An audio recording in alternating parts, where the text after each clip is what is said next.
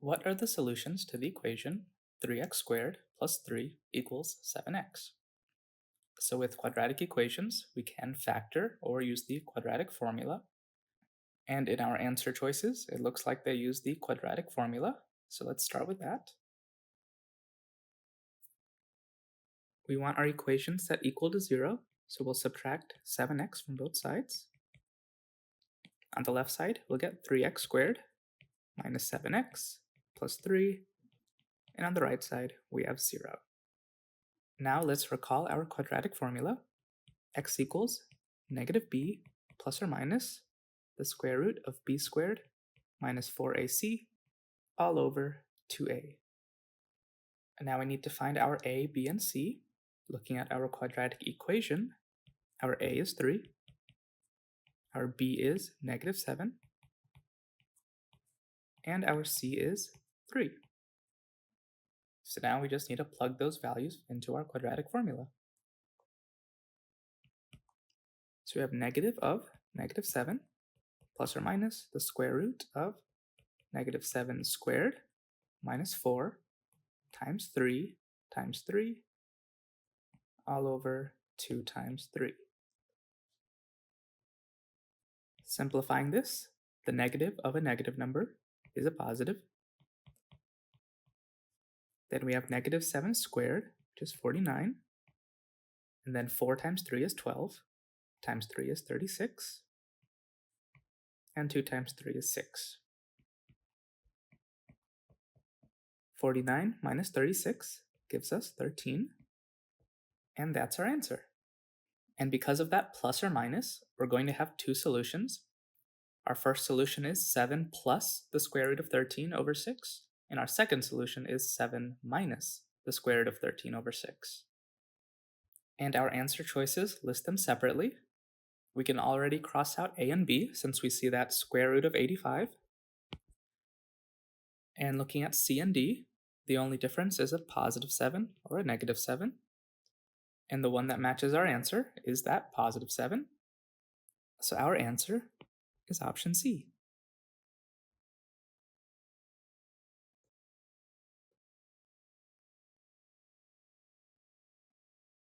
The graph of the equation y equals x squared minus 3x minus 4 is shown below.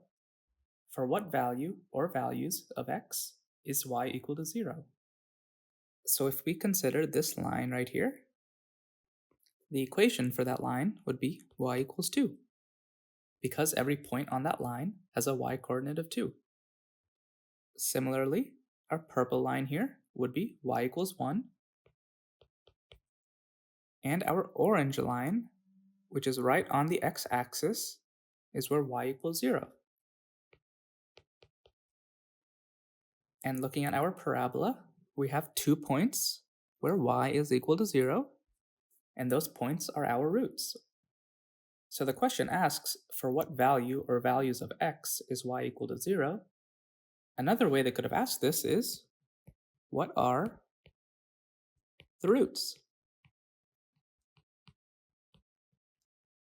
That's the same question in different words. And looking at our blue points, the y coordinates are 0, so what are the x coordinates? Our point on the left has an x coordinate of negative 1, and our point on the right has an x coordinate of 4. So our roots are negative 1 and 4. And looking at our answer choices, that matches option C.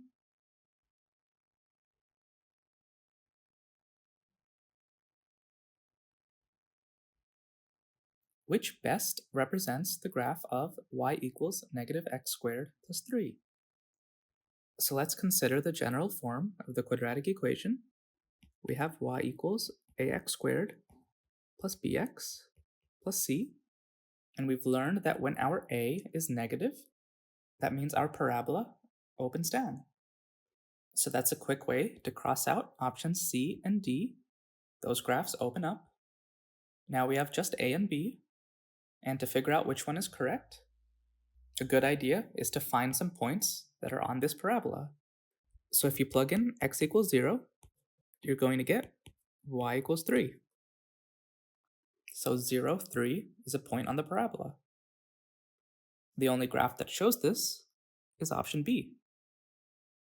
Option A shows 0, -3, so that's a different parabola.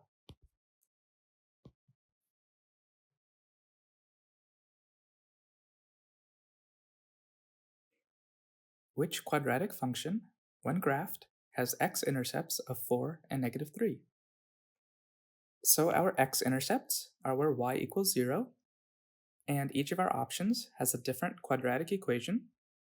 So we need to take each one and set y equal to 0, and then solve for x. So starting with the first one, we'll have 0 equals x minus 3 times x plus 4. So we're multiplying two numbers, and we get 0. That means either x minus 3 is equal to 0, or x plus 4 is equal to 0.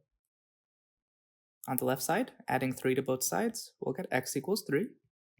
And on the right side, we'll get x equals -4. And as we've discussed, as you get more comfortable with this, you can go straight to the answer just by seeing what number could you plug in for x in each of these spots to make that factor 0. But the main thing to notice is that our x-intercepts, or our roots, are 3 and -4, but the roots they're looking for are 4 and -3. So this is not the correct equation. Looking at option B, we set y equal to 0.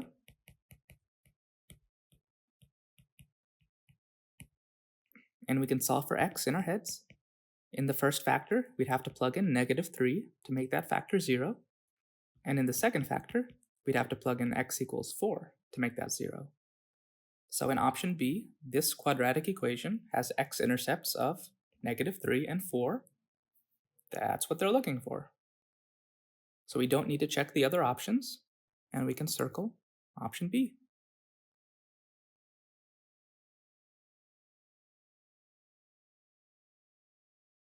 What are the real roots of the function in the graph? So when we have a parabola that crosses the x-axis, like we do here, we say that it has real roots. If we had a parabola that didn't cross the x-axis, meaning it was above or below, we would say that the parabola does not have real roots. But our graph here crosses the x-axis at -1 and 3, so we say there are two real roots, -1 and 3.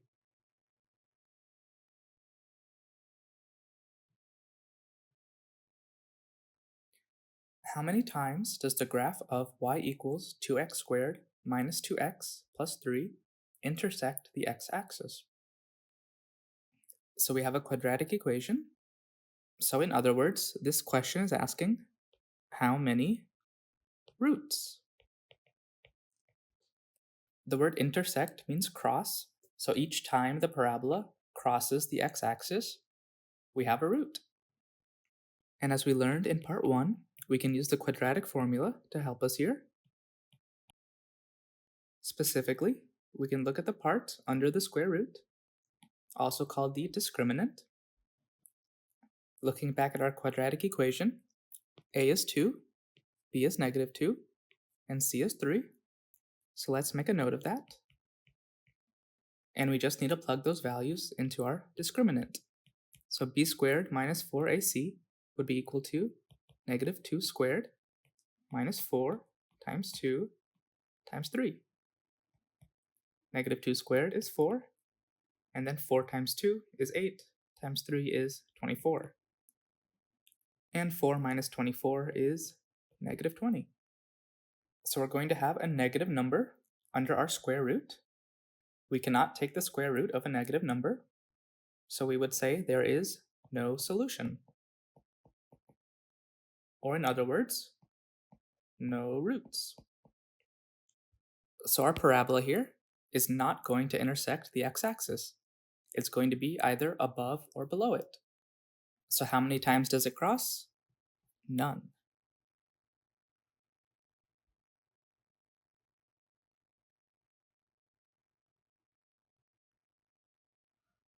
An object that is projected straight downward with initial velocity v feet per second travels a distance s equals vt plus 16t squared, where t is the time in seconds.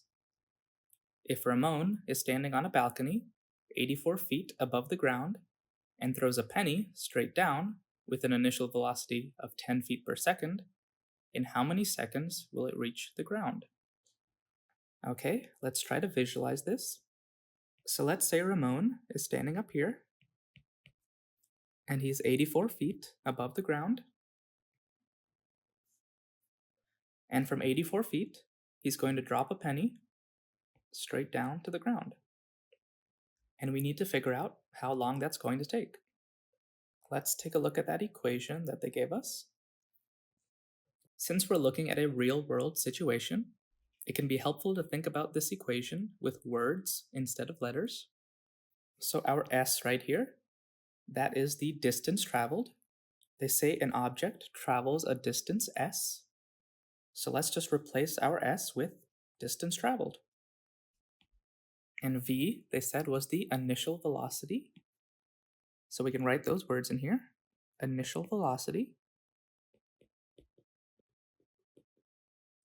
And velocity is just speed times our time, and we can just leave that as t. That one's easy to remember. So now this equation is a little bit easier to understand. We have the distance traveled, and that's equal to this initial speed times t plus 16t squared. And they say that Ramon is 84 feet above the ground, and he throws a penny straight down. So that means that the distance the penny traveled was 84 feet. And Ramon throws the penny with an initial velocity of 10 feet per second. So our initial velocity is 10. And then we just have our time. And if we solve this equation for t, we'll know how many seconds it took for the penny to hit the ground. We're used to having an x in our equations, but this time we have a t. And since we have this t squared term, it's a quadratic equation. So we need to get all the terms onto one side. We'll start by subtracting 84 from both sides. So we'll get 0 is equal to, and on the right side, we'll rewrite it as 16t squared plus 10t minus 84. Visually, it can be nice to have the 0 on the right side, and we can make this a little bit simpler. Our 16, 10, and 84 are divisible by 2, so let's just divide both sides by 2. On the left side, we'll get 8t squared plus 5t minus 42. And on the right side, 0 divided by 2 is 0. And to solve this quadratic equation, we can either factor or use the quadratic formula. Since our coefficient here is 8, it's probably quicker to use the quadratic formula. And since our variable is t, we'll have t is equal to negative b plus or minus the square root of b squared minus 4ac all over 2a. And our a, b, and c are 8, 5, and negative 42. So let's make a note of that. A equals 8, b equals 5, and c equals negative 42. Now we just plug these values in. So we'll have negative 5 plus or minus the square root of 5 squared minus 4 times 8 times negative 42. All of that over 2 times 8.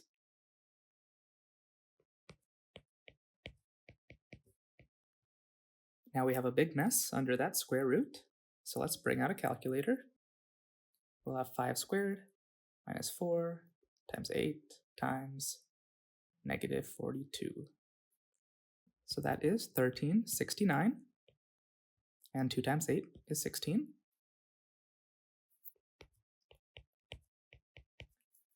And using our calculator again, the square root of 1369 is 37.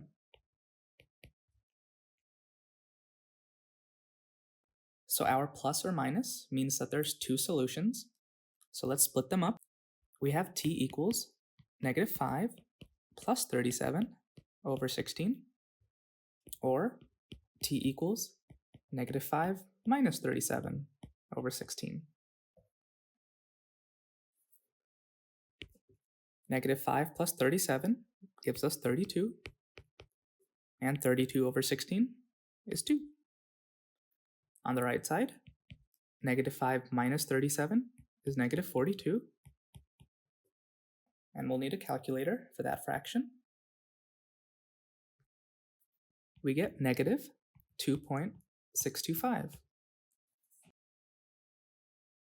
So we have two answers here, t equals 2 and t equals -2.625.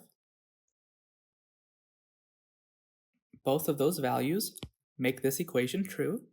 They're both roots for this parabola. However, we're talking about a real-world situation where t represents time, and we measure time starting at 0 seconds and going up from there, just like a stopwatch. So it doesn't make sense to go with a negative value, so we can cross this one out. So the answer we're going to go with is 2 seconds. And looking at our answer choices, that is option A.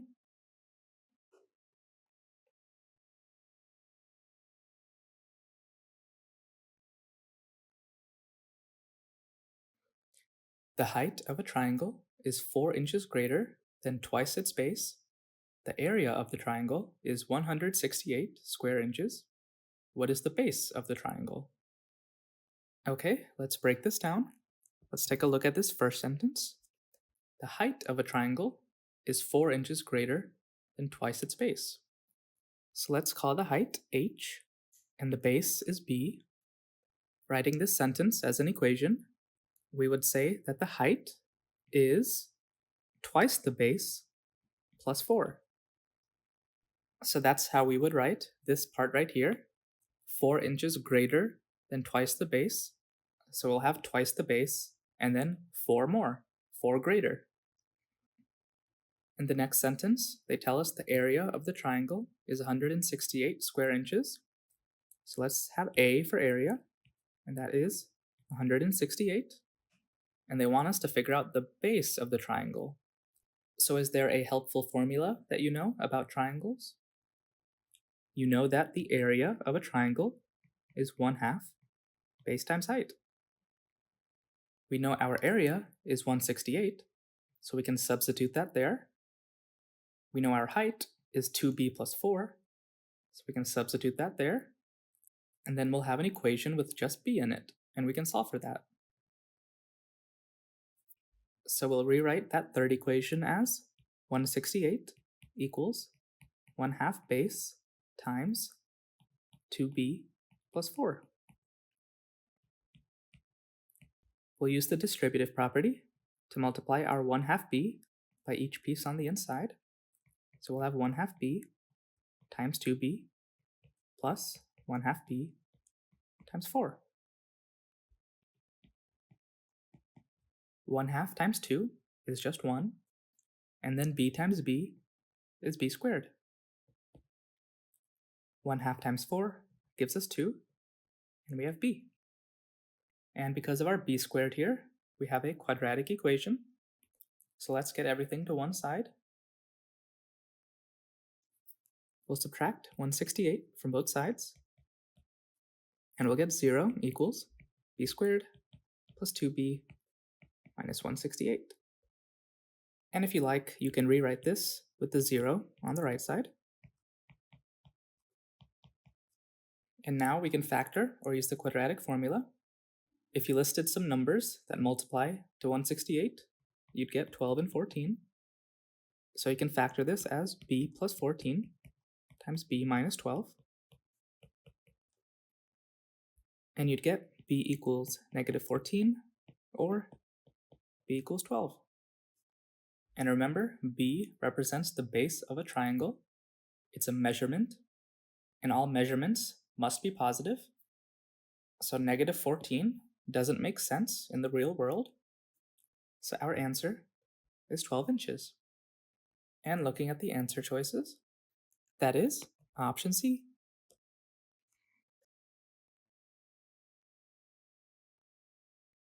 A rectangle has a diagonal that measures 10 centimeters and a length that is 2 centimeters longer than the width.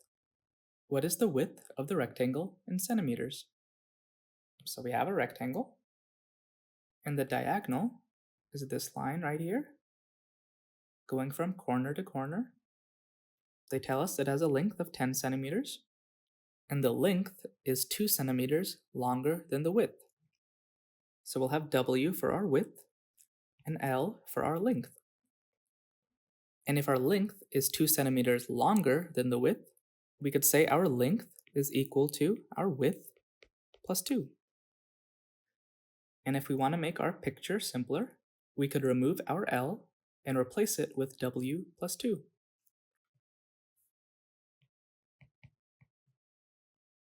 Sometimes having fewer variables can simplify the problem. And for this problem, they want us to use a useful formula. You may have heard of it. It's called the Pythagorean theorem.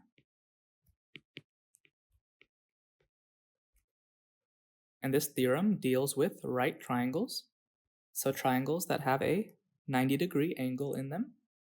And if you know the length of each side of the triangle, let's call them A, B, and C. The Pythagorean theorem tells us that A squared plus B squared equals C squared.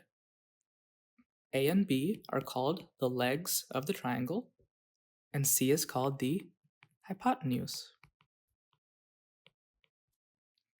You'll talk about this more when you get in geometry, but for now, we want to use this useful formula.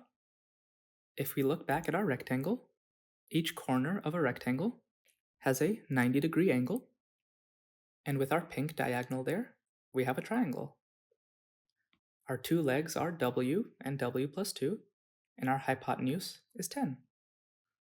Using the Pythagorean theorem, we can say that W squared plus W plus 2 squared is equal to 10 squared. And now we have an equation with just W in it, and we can solve for it. W plus 2 squared we can write as W plus 2 times W plus 2. And 10 squared is 10 times 10, which is 100. Using the FOIL method, we'll get W squared plus 2W plus 2W plus 4. Simplifying this, we'll get 2W squared plus 4W plus 4 equals 100. We can divide both sides by 2 to make things simpler.